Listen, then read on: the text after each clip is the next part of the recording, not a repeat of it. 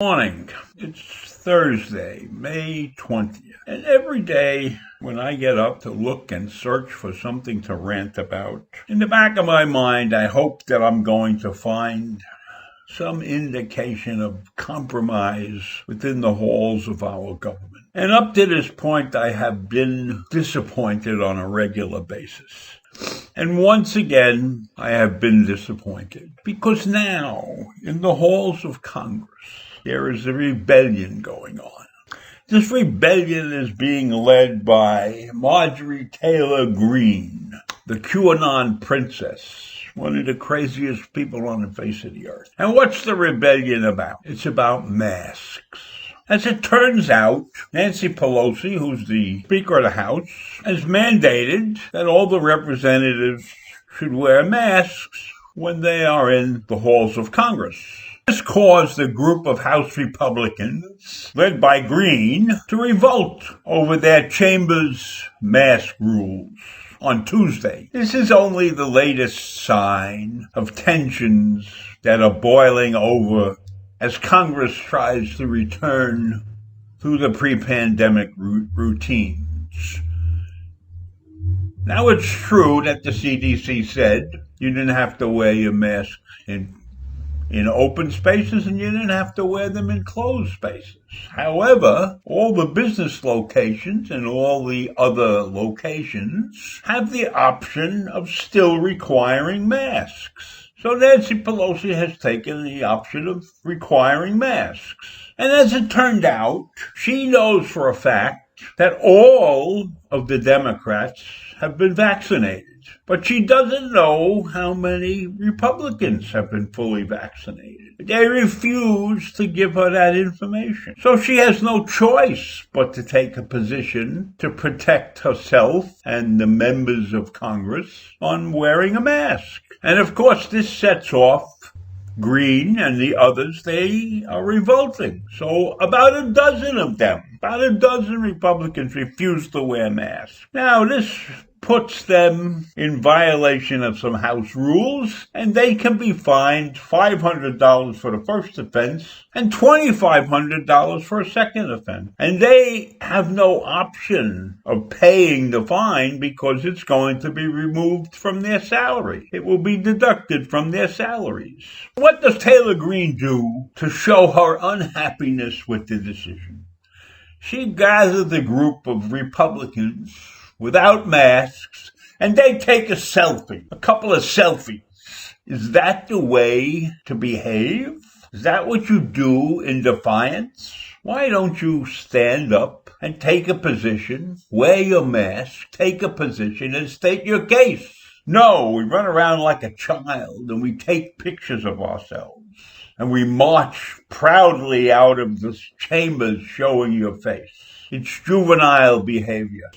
It's like a bunch of junior high school children that are having it out, ranking on one another. When one of the Democratic representatives, Robin Kelly from Illinois, came over to the rebellious crew and asked them to please show a little respect for the other members and the other staff, they told her they can't hear her because she's got her mask on and then they can't hear what she's saying. And then one of the other members of this group, Brian Mast of Florida, said he's not going to wear a mask no matter what.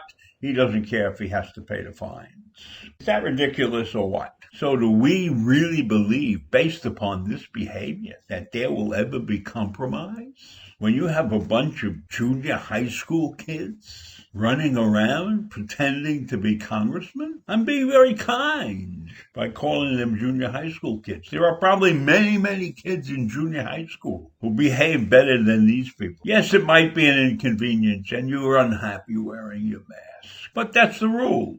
And you don't like the rules, so you disobey them. Then, of course, we had Boebert from Colorado, maskless. She's the other QAnon lunatic. And Chip Roy of Texas and Ralph Norman of South Carolina. Other Republicans who were smarter than the group taking the selfies sent Pelosi a letter asking her to ease up and follow the science and to lead by example. And let's return to work to serve the American people. That's what the letter said. So that's fine. That's what they should do. And then they should discuss it. But open rebellion is not an answer. It just shows the American people how poorly we are being governed right now. It just shows the American people how deep the rift between the parties is.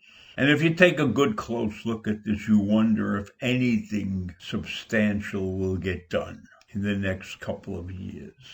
To me, that the Republicans have lost sight of what the real issue is, because not all the Republicans are vaccinated. All the Democrats are vaccinated, but not all the Republicans are vaccinated. And so Pelosi has said maybe things would get back to normal if more of the Republicans got vaccinated. And I know the feeling that people have, the uncomfortable feeling that people have when they're in the room and they don't know if the person is vaccinated or not. We see those situations right here at the Y, where many of us are not prepared to come back into the building because some of us may not be vaccinated. And I can understand that. I can understand people being afraid. And so maybe the Republicans can point the finger at the Democrats and say, you guys are sissies. You're afraid of everything. Your life is on the line. I think you're entitled to be afraid. So if you look at the number, that all 219 Democrats have been vaccinated, but only 95 of the 212 Republicans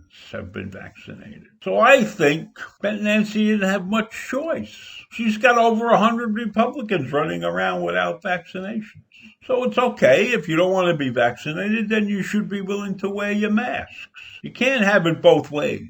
But in my mind, the bottom line is that there's such a big rift between the parties that we in this country are going to suffer for years to come. I don't know when it's going to come to the point where we finally realize that we have to compromise to get something done. So in my view, we are stuck with 435 people duly elected by the United States citizenry who can't get their act together, who have to show the world how badly this country is being run. So I leave you with those thoughts, and I will see you in the morning. Bye.